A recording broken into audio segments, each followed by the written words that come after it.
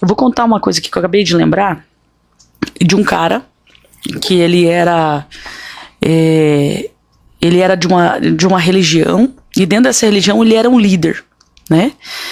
E daí ele aceitou a Jesus em uma igreja, se converteu lá, se batizou e tal, e tal, e tal. Só que nessa religião que ele ia, lá ele recebia as entidades e falava supostamente o futuro das pessoas e tal. Quando ele foi para essa igreja, a igreja levantou como se fosse um troféu, que agora eles tinham um ex não sei o que na igreja dele, aquela coisa toda. E não fez um acompanhamento com esse homem. Foi um discipulado bíblico, entende? Porque a pessoa que está nesse nível de guerra, né? Ela precisa conhecer a Bíblia, porque você conhece a palavra te liberta. É a questão de deixar a casa vazia, que é muito perigoso, né?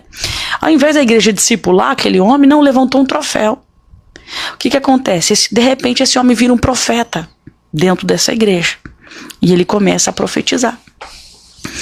E um dia, essa pessoa veio conversar comigo, né?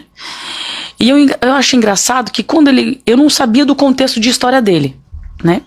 Mas quando ele falava comigo, toda vez que ele falava comigo, parecia que ele tinha um pigarro na garganta. Ele fazia assim, sabe? Ele fazia assim. E aquilo foi me soando ruim. Uma coisa ruim, sabe? Só que ele era aquele cara assim que chegava aqui e ele falava: William, o negócio é o seguinte, tá. E foi levantado muita bandeira desse cara como profeta. E na época eu falei pro Jefferson: eu não sei, tem um negócio ruim. Eu olha assim, esse negócio dele, eu falei assim, não, sabe, um negócio assim que não queria julgar o irmão, mas também ficou aquele ponto de interrogação. Aí um dia, conversando com ele assim, nesse mesmo dia assim, ele pegou e falou bem assim pra mim assim: desde quando eu saí de tal lugar que eu servia tal lugar? Quando ele falou servia tal entidade, eu falei: meu Deus do céu, aquilo já foi me arrepiando. Aí eu pensei: servir ou serve, né? Ele falou assim: depois que eu aceitei a Jesus, eu sempre fico muito doente. Eu não consigo sarar. E ele começou a falar comigo. Só que é como se ele quisesse abrir o coração para mim e ao mesmo tempo tivesse uma interferência ali espiritual, não deixando ele falar comigo. Aí quando ele tava assim, a conversa já tava assim, sabe, como se fosse abrindo o coração, ele parou, ele fez de novo. William, ele fez assim, ele me olhou por baixo. Quando ele me olhou por baixo, eu falei: quem tá aí? E ele ficou olhando assim pra mim. Rapaz, a impressão que eu tinha assim, que o olho dele tava dentro do meu olho, sabe? Onde? Aí eu falei pra ele, quem tá aí? Ele estendeu um sorriso, né? E ele começou a falar. Você sabe que o sotaque muda, né? Quem tiver ligado sabe de que entidade tô falando.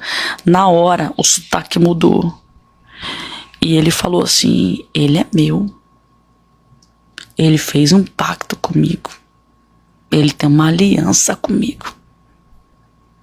Na hora, foi uma experiência tão forte que na hora eu falei assim: em nome de Jesus, esse homem, ele quer ser liberto. Então pega tudo que é seu e sai da vida dele. Na hora ele fechou o olho, abriu, já era ele de novo. Eu falei assim: fulano, eu falei: você precisa conversar com o teu pastor. Tô só resumindo que o negócio foi longo. Eu falei: abre o teu coração pro teu pastor e fala que essa entidade ainda tá interferindo aqui. Tem coisas que não é o Espírito de Deus. E você sabe disso. Aí uma lágrima desce, ele falou assim: esse é o problema. Eu não consigo discernir o que é Deus, o que é ele, porque ele vem e interfere quando eu quero falar algo. Entendeu? E na época eu orientei ele procurar o pastor dele e buscar ajuda.